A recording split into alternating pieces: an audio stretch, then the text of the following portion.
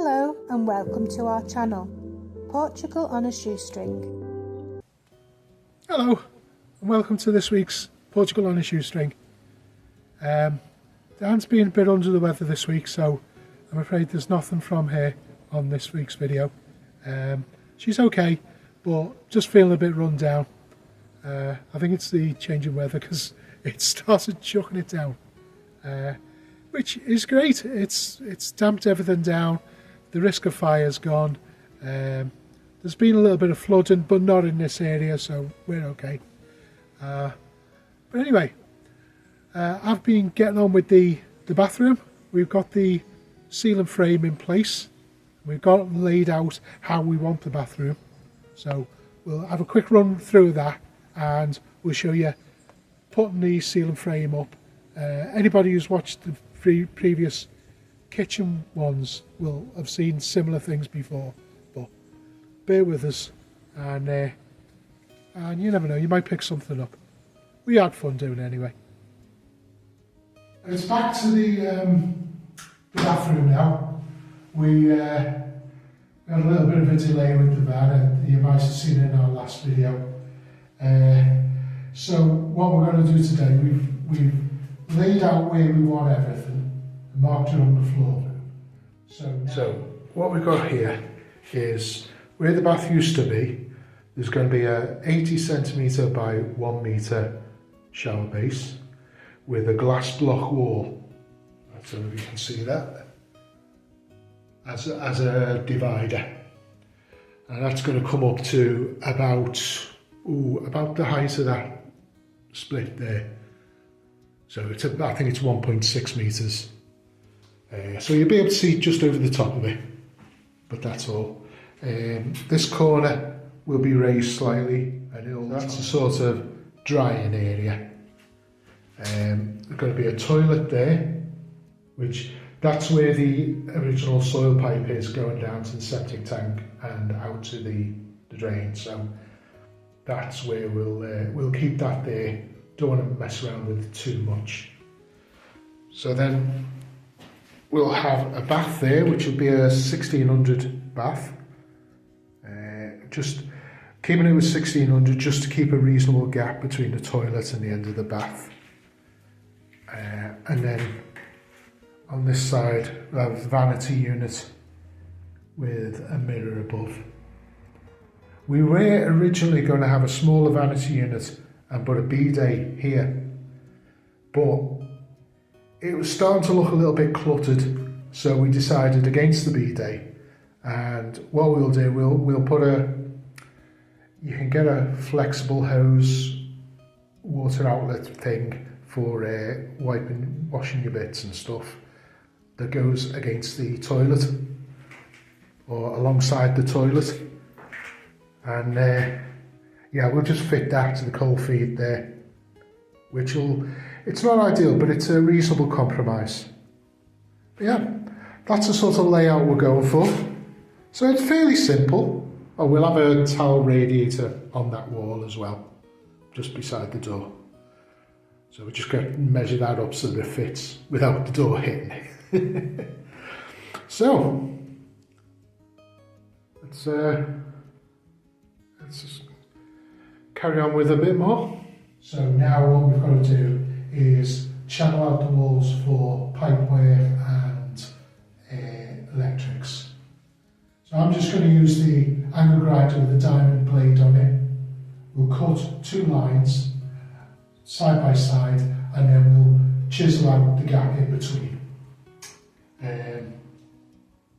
Not actually that much for the pipeware because we're taking a lot of it outside and we'll insulate it, but we'll run it outside the building. It's got to get past this doorway, and we either run it along the floor or over the top, and I don't really want to do that. So we thought we'll run it outside, and then that will allow us to have any joints exposed so we can get to them. I don't want to be burying joints in the wall. I only want to bury solid lengths of pipe if I can help it. Anyway, let's get on with this, and yeah, this will be very sort of really dusty, really noisy, so we'll do most of it on time lapse and put some music on. Because you won't be able to hear anything I'm saying anyway.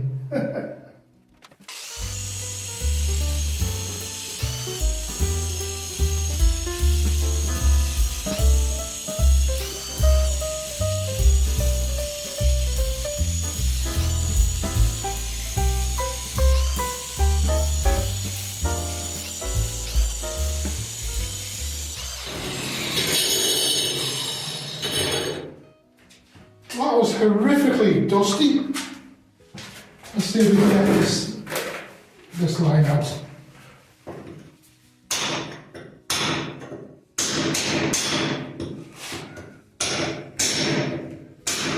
I think SDS drills call for.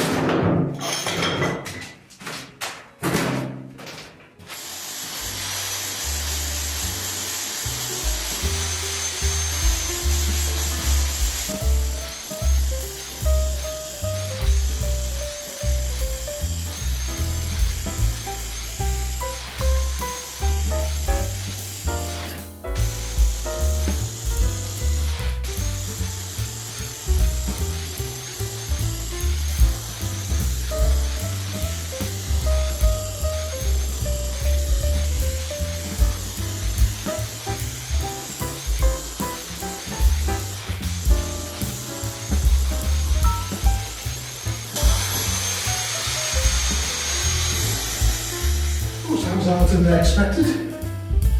That's some old pipe. Looks like galvanised steel. We might have to cut that out, depends how deep it goes. Now, our plan for this wall has changed slightly. Originally, I was going to put like a sand cement render and then a layer of plaster so that we go ready for tile.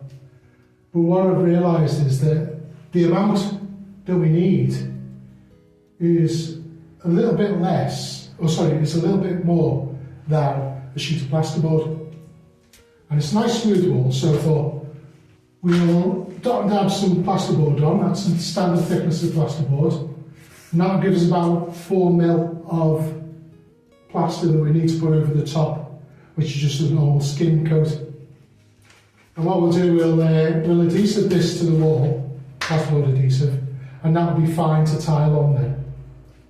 Now, as regards these channeling out, we actually don't need to go the full depth of the pipes. We just need to go to the depth of the pipe, including this. So if you see that difference, so it's roughly half the depth, and the pipes should still be under the surface. We can skim over them and then tile over the top. So, that's the plan.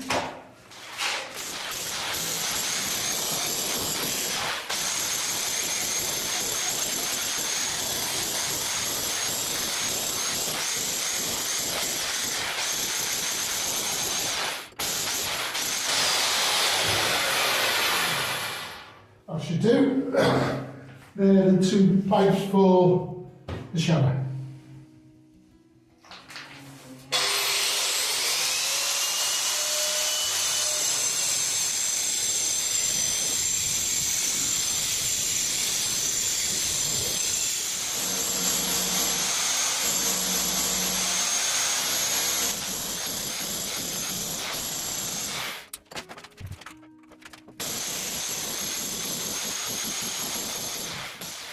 As I said, we're going to pack out this wall with plasterboard to bring it up to the same level as this, or close to it, and then put a skin coat on.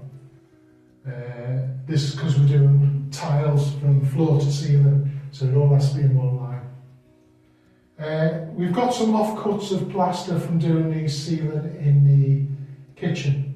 So all this is going to be hidden by tiles, so it doesn't matter about where they join up or what shapes they are. So we're going to use some of them to build out this wall, just to need to buy less plasterboard later on. What we've also got is this section that was under the bath. Now this is the original wall that the room is made of. And then you've got a layer of render, and then you've got a thicker layer of render higher up. So what we'll do is we'll put one layer of plasterboard on here, and then when that's gone off, we'll put another piece of plasterboard that goes over both of them to bring it up to the level we want. So I'll get some bits of this plasterboard cut out, and yeah, we'll get it stuck on.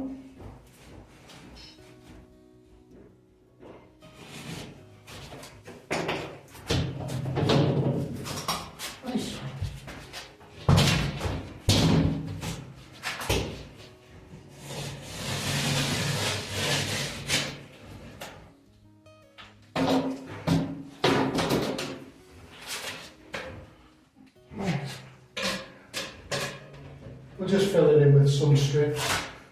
Got bits like that we can fill in with. Right, we've mixed up some plasterboard adhesive, fairly thick, because I wanted to give it quite a bit of strength. But what we'll do, we'll get this. Just put it onto the back of here and then slap that on the wall. So let's see what we do with the chalk first.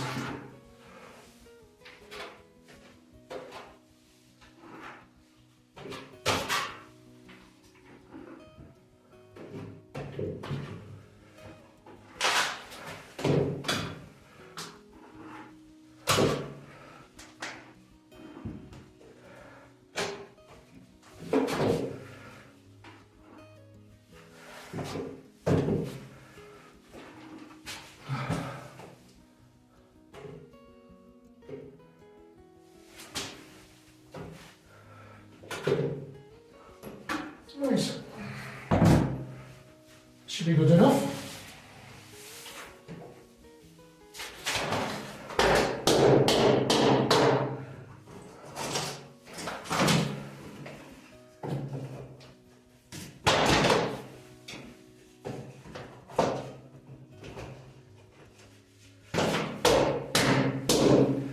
We're not really worried about it being completely flat and straight because there's another layer to go on the top. After that, when that's all set, we'll do a continuous piece past it, and that'll be the surface that we tile on. Going to do a bit of an experiment with this one. Because the walls are nice and flat, there's not actually much undulation behind them, and I'm only packing them out. So I'm going to use the flooring trowel, for doing the tile adhesive for the floors. And I'm going to put the adhesive on with that, as if I was doing a big tile. And I'll put this one piece on, and then I'll let it go off for a day. And then we'll see how strong it is tomorrow, or the day after. So anyway, let's get this on.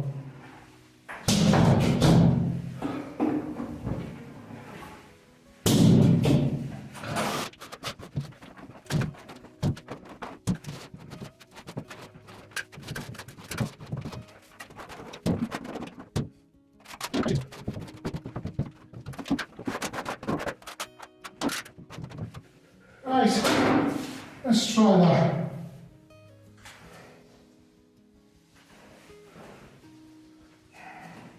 I actually want just a little bit of plasterboard to get it off the floor.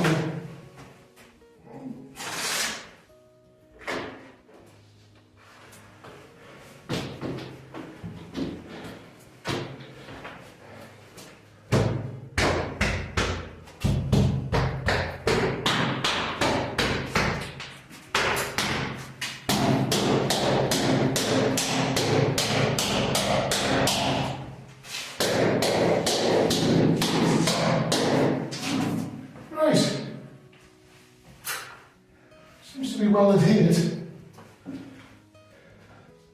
We'll see how well that works once it's set.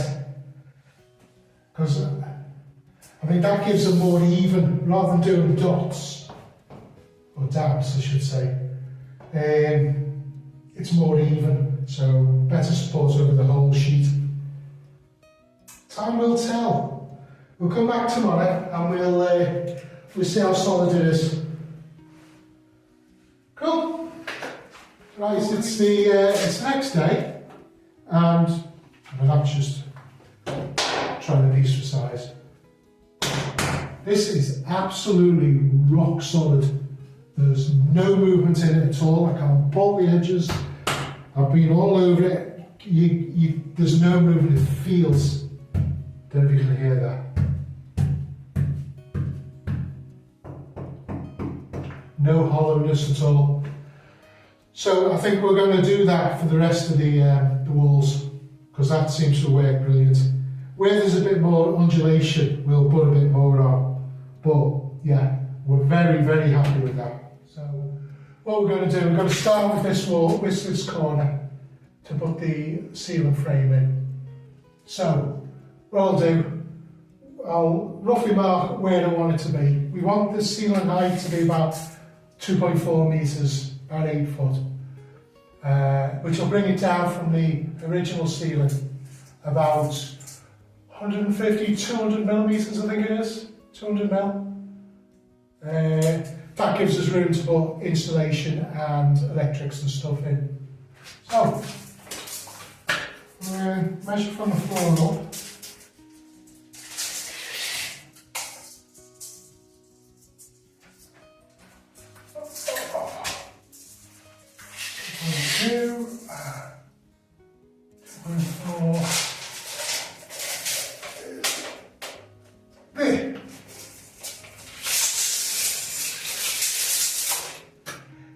If nobody's seen me using this before, go back to the video where we're doing the kitchen ceiling, because I explained how you use it, how you cut it, that type of thing.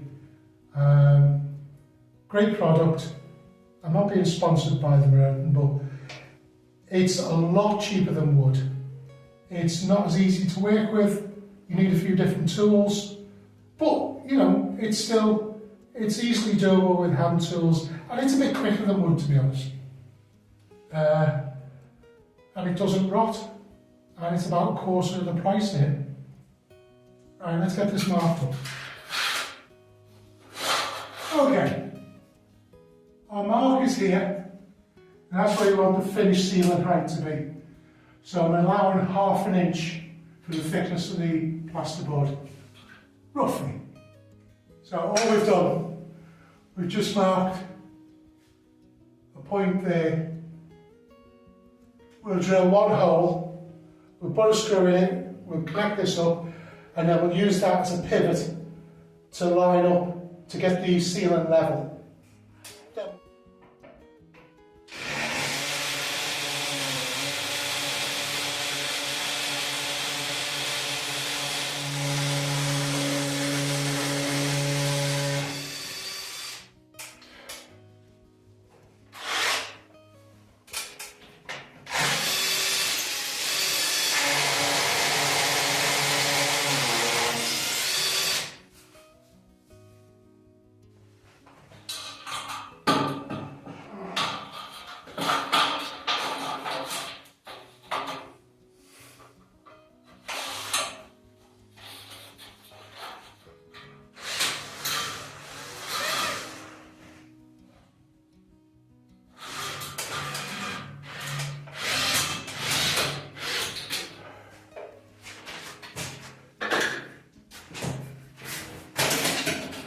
I've got one end in, that can act as a pivot. Now we've put the spindle level on. We'll make that to as level as we can manage. About there. Not worry about this junction box, we're not reusing it.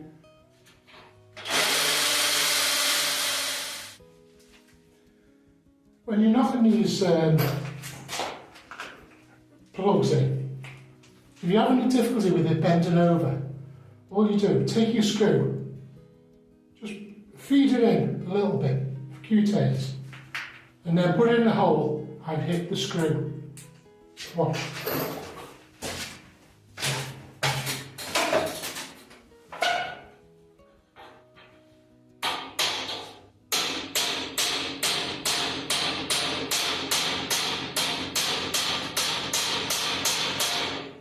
There you go.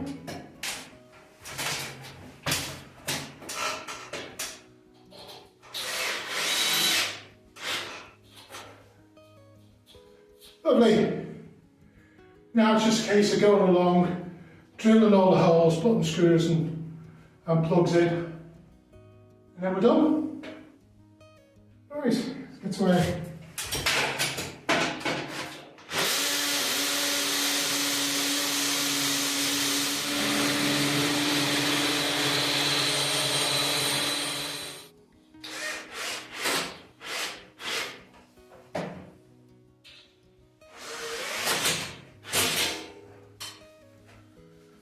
Now you may notice I've missed a couple of holes. You'd be surprised at how little force is put down on the ceiling. It works out about 7.5 kilos per square metre, and all the weight is downwards. So, I mean, you can't bend these, and I haven't even put a screw in there yet. You know, you can't bend them. There's no way that the weight of a plasterboard ceiling will make this bend or come out. So, I'm doing about every 18 inches or so. There's a couple that'll double up, it doesn't matter. But that's plenty anyway. Right, so what we're going to do at the ends, this room is just over 3 metres long. So, a 3 metre length doesn't actually reach the corner. So what we're going to do is the piece that's going across here is only about 2 metres. So we'll bend a section over, which will form a corner, which also gives it a lot more strength as well. We'll do that, and we'll do the same at this side. We'll make sure it's all level, and then we'll fix it to the wall. Then we can set off down that wall, using that as a starting point, knowing that it's not going to move. Right, let's get this done. Right, so we need to cover about 100 millilitres. Let's say, yeah, about 110. So what we do, we're going to take 200 millilitres so there's an overlap. We'll go 200 millilitres. That's about there.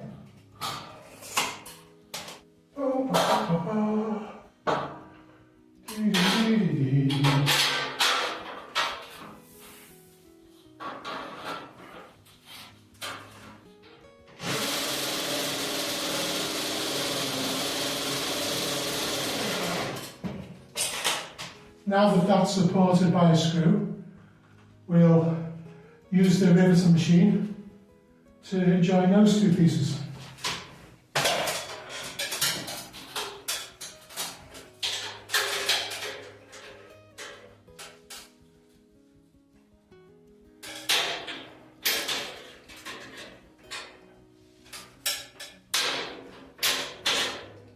That is absolutely rock solid now. So, we just need to drill the holes and keep it on level. Well, it is level now. So we've got one here, somewhere in the end here. Work our way along and finish off in that corner.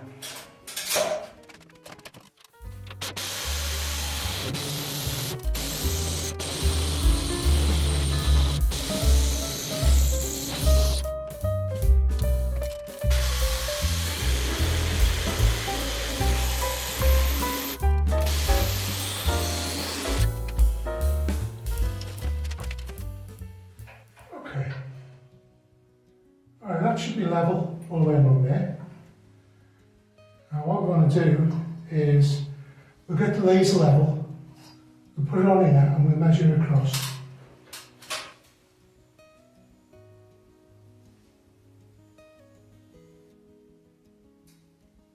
That's bang on. Right. Let's get a screw butt in there. And then I'll call that for it for today because it's getting a bit dark. Okay.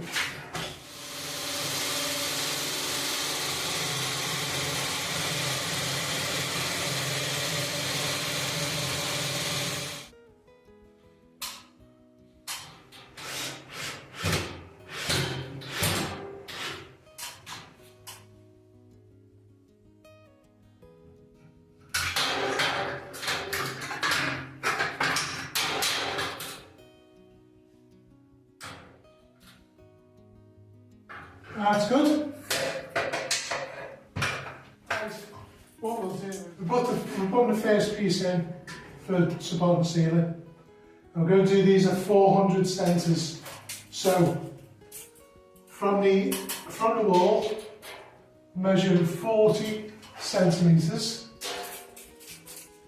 That's a fraction under 16 inches for our American cushions.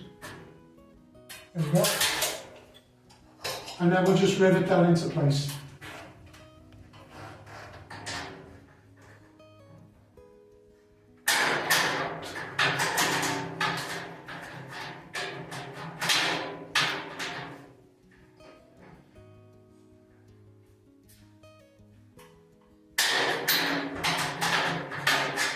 I try to do 2 on the bottom and 1 on the top.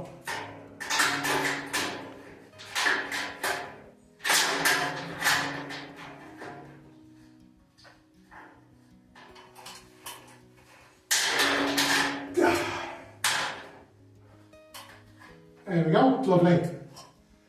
Alright, so we keep just adding them up every 400 millimetres. So we've got that is 199. Let's cut a piece for that.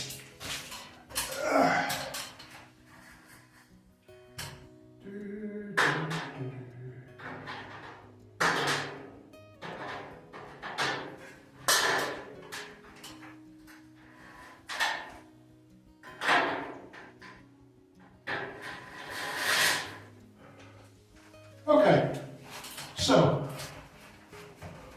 we've done that one at 400 millimetres to the centre of the beam. Now there's actually a little line marked on it that you can use to measure to.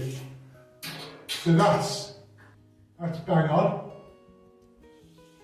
So this one needs to be at 80.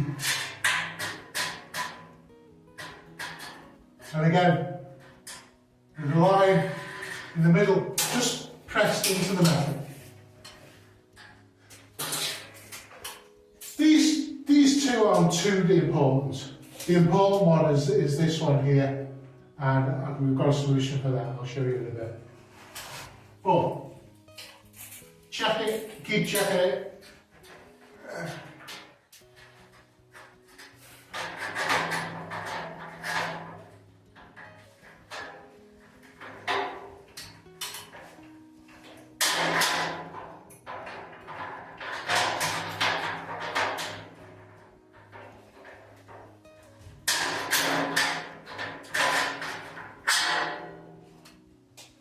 Once you've got one end done, let's go to the other end.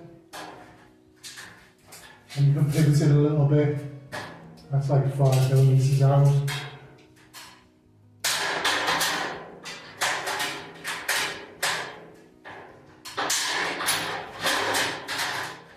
Just in case you've not had to cut this stuff before. It's very simple.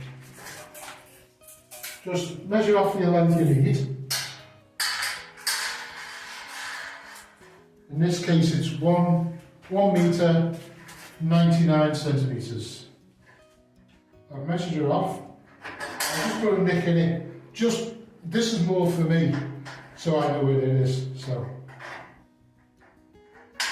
nick on both sides. There. Then, just cut with the tin snips down to the base, go right to the corner, right into the corner. Do the same on the other side.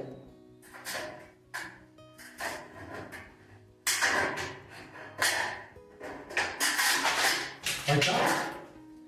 Then what you do, you bend it over and you just join the two cuts.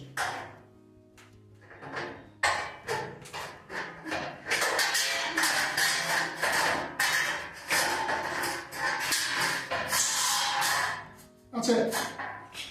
Now that then is ready. I'll just put them down with it. I've bent them over with the tin snips. That's now ready to go into the ceiling. In the UK, plasterboard is 1,220mm wide. Now here, the specifications say 1,200, so 20mm narrower. But I'm not 100% sure that the boards actually measure that. So what I'm going to do is I'm going to put this piece in place, but I'm not going to rivet it. That way, when I put the boards up, where the joint line is, I can put it exactly in place, rivet it, and then we can attach the boards. See, the thing is that the board has to join right in the middle of this piece. So if it's off by 20mm, it's going to miss. If I just put it in place and then finalise the position once we've actually got the plasterboard and we can measure it properly, then that just gives us a little bit of wiggle room. So we'll just put this in place, we won't actually rivet it this time. Right, that's good. I'll measure the other end, make sure that's alright, and then we'll move on, because this next one, that can be riveted in place, because it doesn't matter if it's off a little bit, as long as we know where it is when we're putting the plasterboard up. Cool.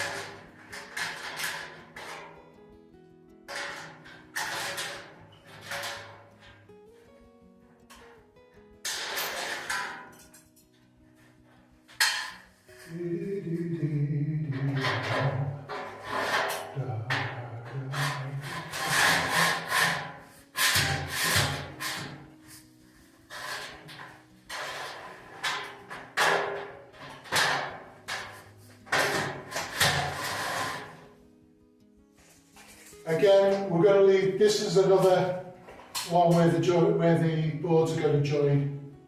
So it's every third cross brace. So we're going to leave this one loose again, and we can adjust that when we put the boards up and then fix it in place then. So we're still measuring, so they've got 440 centimetres, but we're just going to leave it loose. So we've got 1, 2, third one loose, 4, 5, 6 one loose, and then we'll put one more in here and that's it, sorted. But we'll fix this one in place.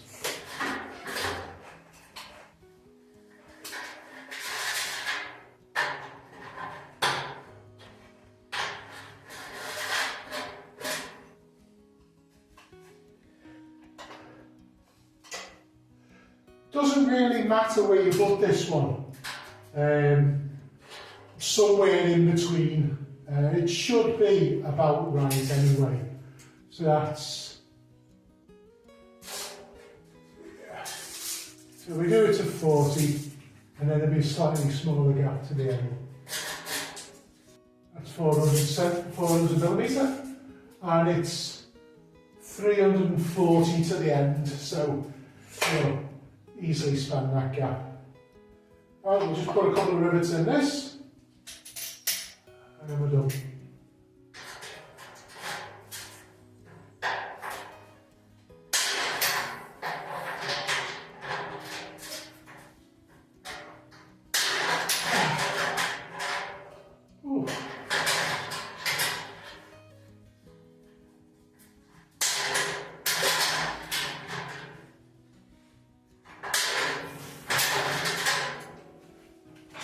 Okay, that's the full ceiling frame in place.